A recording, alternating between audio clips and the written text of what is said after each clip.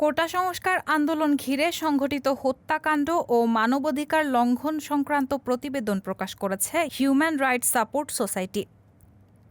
মঙ্গলবার জাতীয় প্রেস ক্লাবের সংবাদ সম্মেলন করে এই প্রতিবেদন তুলে ধরেন HRSS-এর গবেষণা কর্মকর্তা সাইফুল ইসলাম। সংস্থাটি জানিয়েছে, বৈষম্যবিরোধী ছাত্র জনতার আন্দোলনে ৮১৯ জনের মৃত্যু হয়েছে।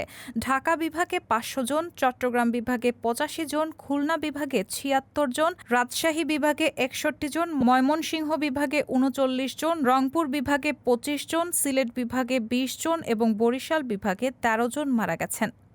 নিহত ব্যক্তিদের মধ্যে ৬৪৬ জনের মৃত্যুর ধরন বিশ্লেষণ করতে পেরেছে HRSS।